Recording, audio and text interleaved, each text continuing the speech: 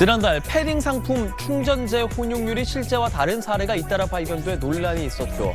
이런 소재 표기 논란이 업계 전반으로 확산하는 모양새입니다. 한 패션 플랫폼이 패딩 점퍼와 캐시미어 소재 7천여 개 제품을 확인한 결과 42개 브랜드 165개 상품이 소재 비율을 제대로 표기하지 않은 걸로 드러났습니다. 이 중에는 백화점 온라인몰 등에서 판매 중인 고가 제품도 포함되는데요. 131만 원짜리 캐시미어 코트는 캐시미어가 50%라고 표기돼 있지만 실제로는 17.5%였습니다. 또 100% 거위털 구스다운 제품도 거위 솜털 비율이 절반에 불과했습니다. 패션업계는 이런 사태가 패션 플랫폼 불신 문제로 커질까 노심초사하며 전수조사 등 조치에 나서고 있습니다. 목요일 친절한 경제, 오늘도 한지연 기자 나와 있습니다. 어서 오세요. 네. 오늘같이 추운 날에는 다들 패딩 많이 꺼내 입으셨을 것 같은데 패딩 속에 거위털이 얼마나 들어있다. 이걸 속인 업체들이 줄줄이 나왔다고요? 네, 그렇습니다. 먼저 구스다운 개념, 다운 개념부터 설명을 좀 드릴게요. 다운은 영어로 이 새의 솜털을 의미하는데요. 그러니까 새의 깃털 밑에 나는 잔털, 솜털을 얘기하는데요. 깃털과 함께 패딩 충전재로 쓰입니다. 그런데 옷의 이 다운을 표기하려면 제품의 솜털 비율이 75% 이상 돼야 된다는 게 한국소비자원의 설명입니다. 네. 하지만 최근 후아유 구스다운 점퍼 제품의 이 충전재 검사 과정에서 거위털 함량이 기준치에 미달한다는 사실이 확인됐는데요. 문제가 된 구스다운 점퍼는 거위털이 80%를 충전재로 사용한다고 명기했지만 실제로는 거위털이 30%밖에 안 됐고요. 오리털을 70%나 사용한 것으로 드러났습니다. 이 같은 사실이 드러나자 후아유는 문제가 된 제품 판매를 즉시 중단했습니다.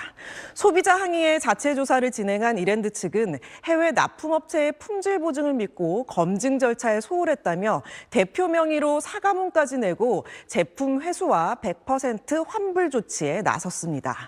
앞서 패션 플랫폼 무신사에 입점한 브랜드들의 다운 제품들의 혼용률도 논란이 됐습니다. 한 국내 패션 브랜드는 오리털 80%가 들어갔다고 홍보했지만 막상 오리털은 단 3%만 쓴 것으로 드러났고 또 다른 입점사들도 충전재 표기를 잘못해 환불 조치에 들어갔습니다. 네. 거위털, 오리털 이렇게 충전재들이 좀 다양한 것 같은데 어떤 것들이 있는지 한번 정리해 주시죠. 네, 이 패딩 충전재의 종류에는 거위털, 구스다운, 오리털인 덕다운, 인공 충전재로 구분이 됩니다. 네. 덕다운, 즉 오리의 가슴털인데요. 가슴털은 새의 보온을 유지하죠. 오리의 솜털과 깃털을 사용하고요. 구스다운에 비해 가격이 저렴하면서도 따뜻하고 가벼워서 일상용 패딩에 적합합니다. 구스는 거위니까 이 구스다운은 거위의 가슴털이겠죠. 거위의 솜털과 깃털로 만들어지며 덕다운보다 크기가 크고 보온성이 뛰어납니다. 또한 이 가볍고 보건력이 우수해 프리미엄 패딩에 주로 사용됩니다. 인공 충전재는 폴리에스터 기반으로 동물성 소재를 사용하지 않아서 동물을 패션 소재로 쓰지 말자는 소비자들에게 인기가 있습니다. 방수성과 이 내구성이 뛰어나며 가격도 비교적 저렴합니다.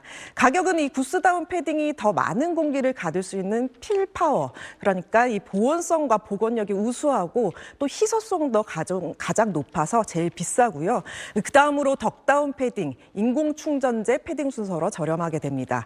근데 이 팔 때 구스다운 80%라고 속이고 실제로는 이 거위털을 조금 넣고 이 오리털을 잔뜩 속여 넣으면 웬만한 소비자들은 속을 수밖에 없습니다. 네. 근데 말씀하신 것처럼 소비자 입장에선 이걸 패딩을 찢어볼 수도 없는 노릇이고 속기가 쉬울 것 같은데 이 문제를 해결할 수 있는 방법은 없습니까? 네, 이 소비자 신뢰가 떨어질 수 있는 만큼 한 번만 적발돼도 즉각 퇴점하거나 판매 중지 조치를 하는 원 스트라이크 아웃 제도 등 보다 강력한 정책을 도입해야 된다는 목소리가 나오고 있는데요. 한번 들어보시겠습니다. 한 번 발견됐을 때 영업 정지를 2, 3일 시킨다든가 이런 식으로 해서 조금 더 강력하게 제재할 필요가 있고요.